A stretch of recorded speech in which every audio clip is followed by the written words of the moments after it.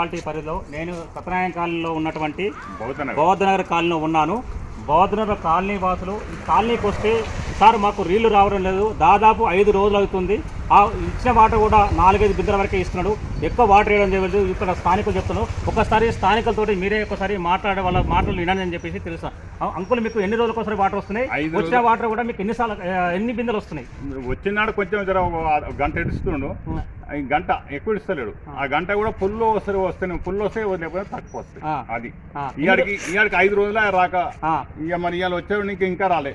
అంటే మీకు మంచినీటితో ఇబ్బంది అవుతుందా? ఇబ్బంది అవుతుంది. ఇబ్బంది అవుతుంది. ఇప్పుడు లేకనే వీడికి ట్రాక్టర్ వస్తే వచ్చిన అవును వాస్తవంగా ట్యాంకులతో నీళ్లు పోసిన పరిస్థితి వచ్చింది. నేను పోసుకుంటూనే ఉన్నా, ఇప్పటికీ పోసుకుంటూనే ఉన్నావా? అంటే ఇది నాగారం మున్సిపల్ అధికారులు ఏ మాత్రం వాటర్ విషయంలో స్పందించట్లేదు. ఇంతవరకు అయితే మాకు ఎవరు రాలేదు కూడా. ప్రజల బాగోలు పట్టించుకోవట్లేదు. ట్యాక్స్ మాత్రం కట్టమంటారా? ఇంటి పనులు నాకు 12,000 కట్టా. నేను రోజు ఇంటికి వచ్చి తిరుగుతున్నారా? ఖచ్చితంగా వచ్చిపోతారు. గిట్ల నాగారం మున్సిపాలిటీ అది చూడండి. నాగారం ప్రజలకు సరైన వసతులు కల్పించలేని నాగారం మున్సిపాలిటీ అధికారులు మాత్రం ఇంటి పనులు కట్టమని మాత్రం ఇంటింటికి రోజు పొద్దున లేవగానే డోర్ కొడుతుందని చెప్పేసి స్థానికులు ఇక్కడ తెలియజేస్తా ఉన్నారు. మరి ఈరోజు చూస్తున్నాం కదా నాగారంలో జరుగుతున్న అక్రమ కట్టడాలపై, మరియు అది కూడా చెరువులను కబ్జా చేసి కట్టడం జరుగుతుంది. మరి ఇక్కడ చూడండి చెరువులను ఎలా కబ్జా చేస్తున్నారు. టోటల్గా ఇష్టం ఉన్నట్లు కబ్జా చేసుకుంటూ కట్టుకుంటూ, ఇది చెరువులా కనిపిస్తలేదు, ఒక వెంచర్లా కనిపిస్తుంది. మరి ఇక్కడ చూస్తున్నట్లయితే మనము అక్కడికిట చూడండి, మరి ఎంత పెద్ద చెరువును మరి ఎంత చిన్నగా చేసుకుంటూ వచ్చారు. గతంలో ఈ చెరువు చాలా పెద్దదనే సమాచారం ఉంది. మరి ఇప్పుడు తెలుసుకుంటే మాత్రం ఇక్కడ ఎక్కడ చెరువులాగా కనిపిస్తలేదు. ఒక సైడ్ ఏమో బళ్ళు ఉన్నాయి, ఇంకొక సైడ్ ఏమో మనుషులు అక్రమ కట్టడాలు కట్టుకుంటూ ముందుకు వస్తున్నారు. మరి ఇక్కడ మున్సిపాలిటీ వారు, మండల ఆఫీసు వారు ఏం చేస్తున్నారో మరి వాళ్ళకి తెలియాలి. గవర్నమెంట్ ఆఫీసర్లు అంటారు, మరి గవర్నమెంట్ ఆఫీసర్లు మరి ఎందుకు ఇంత నిమ్మకు నీరెత్తినట్టున్నారు? అసలు ఇక్కడ చూస్తుంటే మరి ఇది 15-20 ఎకరాల చెరువు అంటారు. మరి ఇక్కడ 15-20 ఎకరాలు కనిపిస్తలేదు, ఇప్పుడు 4 ఎకరాల చెరువు కనిపిస్తుంది. ఇంకోటి గతంలో మరి కేసీఆర్ చెరువు కట్టలకు మట్టి పోపియాలంటే మరి ఇక్కడ దగ్గర ఇది చూస్తున్నాం కదా, ఈ రోడ్డుకు చెరువు కట్ట గిట్ట దేని గిట్ట ఒక 5-10 లక్షలు తీసుకొని ఇది చెరువు కట్ట మట్టి పోపించినట్టు సమాచారం ఉంది. ఈ చెరువు కట్ట మట్టి పోపించి మరి చెరువుకు మట్టి పోపించారు. మరి చెరువు నీళ్ళు ఎక్కడ ఆగుతాయి, చెరువు ఎక్కడుంది అని చెప్పేసి స్థానికులకు కూడా, స్థానిక మన గవర్నమెంట్ ఎంప్లాయీలు ఆలోచించాలి కదా. మరి మున్సిపాలిటీ ఆఫీస్లో కూడా మరి ఎవరు ఎక్కడ ఆలోచించినట్టు కనిపిస్తలేదు. కీసర మండల్ అధికారులు మరి నిమ్మకు నీరెత్తినట్టున్నారు, అసలు ఏం పట్టించుకోవడం లేదు. మండల ఆఫీస్ అంటే పట్టించుకోవట్లేదు, మరి గ్రామంలో ఉన్న మున్సిపాలిటీ అధికారులు కూడా పట్టించుకోవాలి.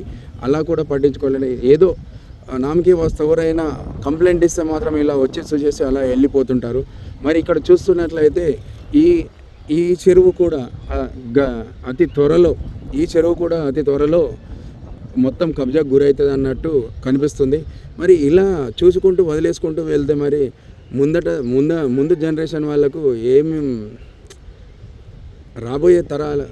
రాబోయే కాలంలో మరి పిల్లలకు ఎలాంటి సమాచారం ఇస్తారు, ఏం సమాచారం ఇస్తారు, అసలు చెరువులు అంటే ఎలా ఉంటాయి అని చెప్పేసి పిల్లలు వెతుక్కోవాల్సిన పరిస్థితి వస్తుంది. ఇప్పుడు జూ పార్క్లో పోయి గుడ్డేలుగును పులించి వచ్చినట్టు మరి ఇక్కడ చెరువు ఎక్కడ ఉంటుందని దోలాడుకోవాల్సి వస్తుంది. మరి కరీంనగర్, వరంగల్లో దాటితే అప్పుడు చెరువులు కనిపిస్తాయి. అవి చెరువు కోసం గిట స్కూల్ వాళ్ళు కూడా దానికి ఒక టూరు ఏర్పాటు చేయాల్సిన రోజులు వస్తున్నాయి. మరి ఇక్కడ చూస్తుంటే మాత్రం మనకు కళ్ళకు అద్దినట్టు కనిపిస్తున్నది. చెరువు చూడండి, అసలు చెరువు ఇది 15-20 ఎకరాలు ఉందంటారు. మరి ఇది ఎక్కడ చెరువు కనిపిస్తుంది? నిన్న ఇటే ఒకటి వీడియో చేసాం మేము, ఎక్కడ చూసినా చెరువులు కబ్జా అంటున్నారు. మరి ఎందుకు ఇలా నిమ్మకు నీరెత్తినట్టు ఉంటున్నారు? మున్సిపాలిటీ అధికారులు తలుచుకుంటే 24 గంటల్లో ఎక్కడ ఏముంది అని చెప్పేసి సర్వే చేయొచ్చు. మళ్ళీ ఇప్పుడు హైడ్రా అంటున్నారు. హైడ్రా ఏడుంది? హైదరాబాద్లో సరిగా లేదు హైడ్రా. మరి 4 రోజులు ఏదో టైంపాస్కు హైడ్రా చేసినట్టు కనిపిస్తుంది, గరీబోళ్ళ పొట్ట కొట్టినట్టు కనిపిస్తుంది. మరి ఉన్నోళ్ళ పొట్టే ఓడగొడతాడని చెప్పేసి ప్రజలు అనుకుంటున్నారు. మరి ఉన్నవాడికైతే పెడుతున్నారు, కానీ లేని వాడికైతే ఎలాంటి గతంలో కూడా మరి ఇలా జరుగుతుంటే మరి గతంలో హైడ్రా అన్నారు. హైడ్రా అని చెప్పేసి ఒక 4 నెలలు హైడ్రా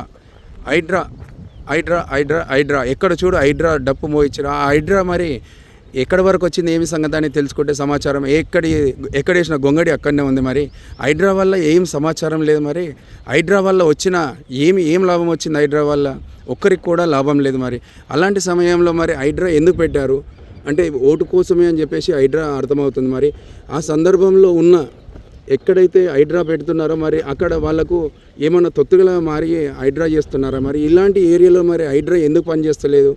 గతంలో కూడా ఇది 15 ఎకరాల చెరువు, మరి ఎక్కడ చూసినా కబ్జాలకు గురవుతుంది. మరి హైడ్రా ఏం పని చేస్తుంది? హైడ్రా అంటే ఇప్పుడు మన తెలంగాణ వ్యాప్తంగా తెలంగాణ గవర్నమెంట్ నిర్ణయించిందని చెప్పారు. మరి సీఎం రేవంత్ రెడ్డి గారు కూడా మరి కళ్ళు మూసుకున్నట్టు ఉంటున్నాడు. ఒక్కొక్క దగ్గర 20 ఎకరాలు 15 ఎకరాలు ఇష్టం ఉన్నట్లు కబ్జా చేస్తున్నారు. ఇక్కడ చూడండి ప్రజలారా, ఖచ్చితంగా చూడండి. ఇక్కడికి వెళ్ళి ఇగో అక్కడ ముందుంది కదా, ఇదంతా కబ్జా చేసిందే. మరి ఇక్కడ హైడ్రా ఎందుకు పనిచేస్తలేదు? ఈ సందర్భంలో ఇక్కడ చూస్తుండాలి, ప్రతి ఒక్కరు గమనించాలి, యావత్ తెలంగాణ ప్రజలు గమనించాలి. హైడ్రా అంటే పేరు ఒక మారు మోగిపోయింది. మరి ఎక్కడ పోయింది హైడ్రా? జై హింద్.